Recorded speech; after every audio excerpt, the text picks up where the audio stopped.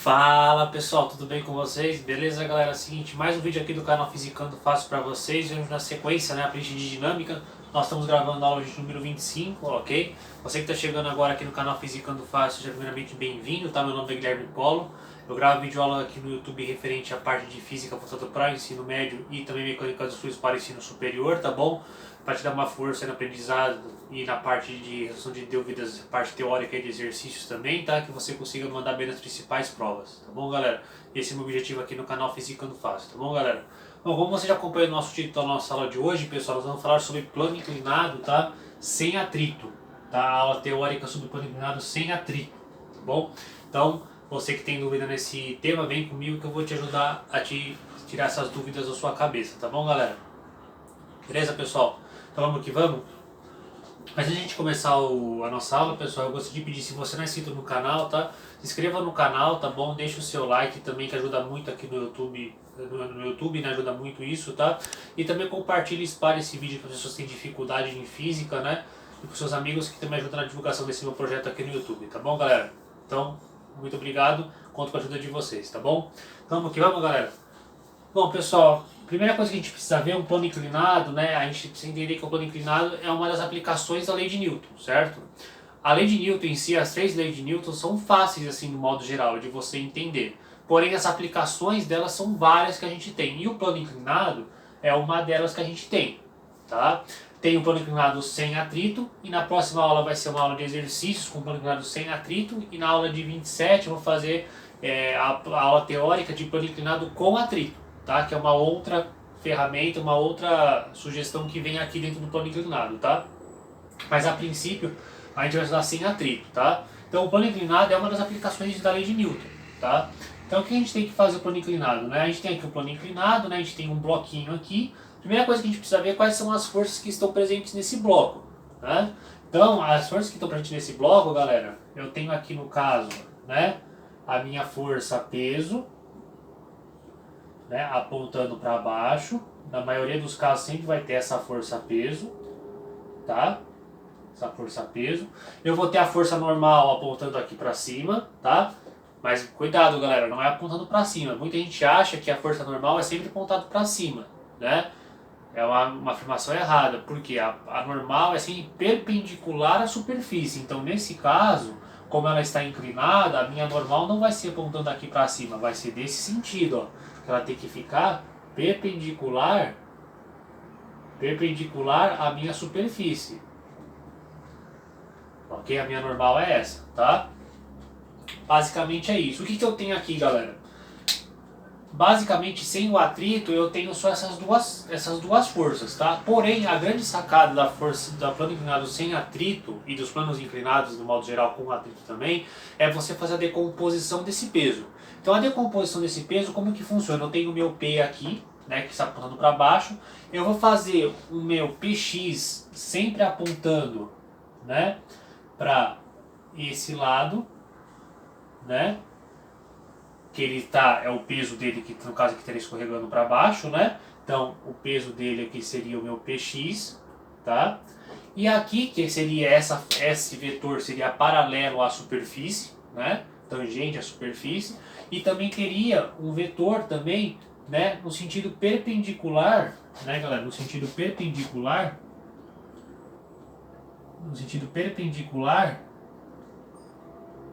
da minha superfície, que aqui é o meu PY, tá? Então, galera, basicamente, por que a gente decompõe em peso e não decompõe a normal? Porque no caso aqui, galera, a gente tem que depois chegar na segunda lei de Newton. A gente vai trabalhar com a segunda lei de Newton, que é força resultante é igual a massa vezes aceleração. Nesse caso, a força resultante presente nesse estudo vai ser o PX, não vai ser a força normal. Até porque o peso aqui é maior do que a normal, tá? Então por isso a gente tem que fazer a decomposição do peso, não da normal, tá? E a gente decompõe em Px e em Py, tá bom, galera? E eu vou mostrar pra vocês como que a gente calcula isso, tá? Mas antes, galera, primeiramente a gente tem que ver o que, né? Eu queria ver com vocês essa parte do triângulo aqui, como que funciona esses senos aqui, como que eu acho eles no meio do seno e do cosseno, né? Como é que a gente tem que fazer aqui, né, galera? A gente tem que fazer da seguinte maneira. Eu tenho, tá vendo aqui esse triângulo, ó? Esse triângulo aqui, ó, eu tenho um triângulo, certo? Aqui forma um ângulo de 90 graus. Concorda comigo? Aqui, ó, entre esse vetor e esse aqui é um ângulo de 90 graus. Você sabe que as somas internas de um triângulo tem que dar 180 graus, certo? Então, se eu tenho 90 graus aqui, eu tenho um alfa aqui, né? Quanto que vale esse ângulo aqui que está aqui, galera? Quanto que vale? Eu vou fazer ele de vermelho aqui. Quanto que vale esse ângulo aqui, ó? Esse ângulo, galera, vai valer 90 menos alfa, né? Por que 90 menos alfa? Porque se esse aqui já é 90 e a somatória desses três tem que dar 180, esse aqui vai ser um 90 menos o alfa, porque senão vai dar mais do que 180, tá? Eu vou fazer melhor para você entender com números, tá? Então vamos supor, né, galera, que aqui eu tenho 90, um ângulo reto, aqui esse meu alfa vale 30, né? Então, consequentemente, quanto que vai valer esse meu ângulo? Vai valer 60, por quê? Porque 60 mais 30 dá 90, 90 mais 90 dá 180, então formou 180 graus, tá? Então, galera, o que a gente vai ter que falar? Então, eu sei que o beta, né, eu vou colocar esse cara de beta, é igual a 90 graus menos o alfa, tá? Então, justamente, o beta aqui vai ser esse cara aqui, o beta, ó. Vai ser esse beta aqui, certo? Então, esse cara vai valer 90 menos o alfa. O alfa não vale 30, que eu falei aqui pra vocês? Então, 90 menos 30 dá 60, que é o beta aqui no caso, tá? E aí, galera, o que a gente tem que se atentar? Perceba, esse ângulo aqui, galera, o alfa, ele está aqui, ó. É isso mesmo, galera, ele está aqui, ó. Esse ângulo está aqui, ó. Por quê? Porque concorda comigo, pessoal? Ó, se eu fiz um vetor na perpendicular da superfície e um vetor na paralela ou na tangente dessa superfície, que é o PX, você concorda que entre eles vai formar um ângulo de 90 graus? Que é esse cara aqui, ó, vai formar um ângulo de 90 graus, né? Então, a soma desses caras aqui, do beta e do alfa, tem que dar 90, né? Então, se esse cara aqui vale 60, esse cara vai valer quanto? Vai valer 30. É igual ao caso daqui. Aqui não valia 30 também? Justamente, por quê? Porque esse cara aqui tá igual a esse. Então, é nesse sentido que você tem que ver, tá? Isso é uma questão mais de entendimento para você ver, tá? Nos exercícios não vão ser cobrados tanto isso, mas é só um entendimento para você ver. E eu vou fazer aqui para você entender melhor, galera, como que vai ficar. Eu vou fazer aqui um diagrama de forças do peso, tá? Então eu vou ter aqui no caso, né? Eu vou ter o meu peso, tá? Para baixo. Vou fazer aqui, ó, galera. Eu vou ter o meu peso para baixo, que é esse cara. Eu tenho o meu PX, que é desse cara aqui. PX não, PY, né? Perdão. PY, tá? E aí o que eu faço, galera? Esse PX, ele não tá aqui, você concorda comigo que eu posso pôr esse cara aqui? Eu não posso mudar ele, a orientação, nada. Mas se eu arrastar esse cara pra cá, dá a mesma coisa. Então é como se eu pegasse esse cara que tivesse aqui o PX e fizesse isso. E colocasse aqui, ó. Então o meu PX vai ser esse cara aqui, ó. O PX vai ser esse cara. Né? Você concorda comigo que o ângulo alfa é esse cara aqui, o ângulo alfa? Né, ó, o ângulo alfa é esse cara. E esse cara aqui, vou fazer de preto, é o ângulo de 90 graus. Então a gente tem um triângulo, né? Aqui no caso seria a hipotenusa, que é o lado oposto do ângulo reto. Aqui seria o cateto oposto e aqui seria o cateto adjacente em relação a esse ângulo. Com essas comparações, a gente consegue fazer o cálculo do PX e do PY, galera. Como é que a gente faz o cálculo do PX e do PY, né? Eu tenho aqui no caso, né? Bom, pessoal, como que a gente faz o cálculo do PX e do PY, então, né?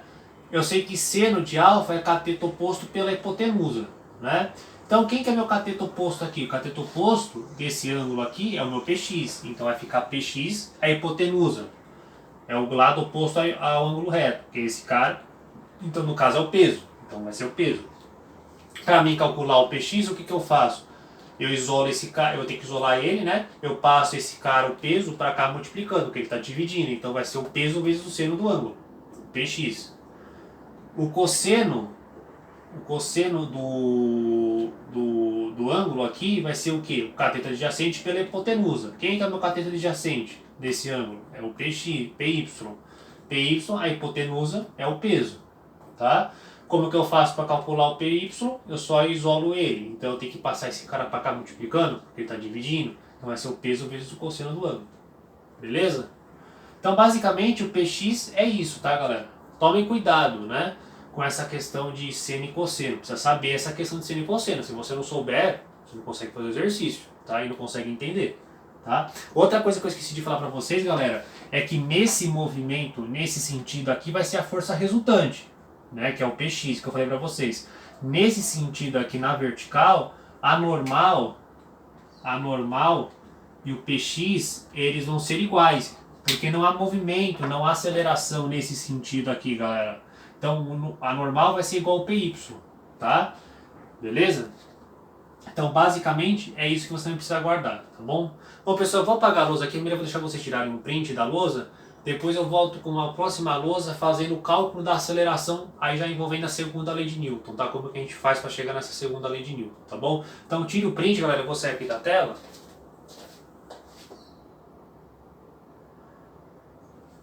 Beleza, né, galera? Bom, pessoal, então vou apagar aqui, depois eu volto com a próxima lousa, tá bom? Bom, pessoal, então, né, como que eu faço, né, então, para o cálculo da aceleração, né? A gente sabe que força resultante é massa vezes aceleração, né, pela segunda lei de Newton. Como eu falei para você anteriormente, nesse sentido aqui na vertical, a normal e o py, eles vão ser zero. A força resultante aqui no caso vai ser zero, porque elas vão se não há movimento. Porém, nesse sentido aqui no eixo x, no caso, há movimento. Então, há aceleração. Tá? Então o px vai ser a força resultante, tá? Então aqui no caso vai ser o px é igual a minha massa vezes a aceleração, certo, galera? Com isso eu sei que o px do que é, galera? É o meu peso, que a gente viu agora na aula, é o meu peso vezes o seno do meu ângulo alfa igual a massa vezes a aceleração, certo? O meu peso, eu sei, galera, que é massa vezes a gravidade, vezes o meu seno de alfa, só copiei, a massa vezes a aceleração, certo?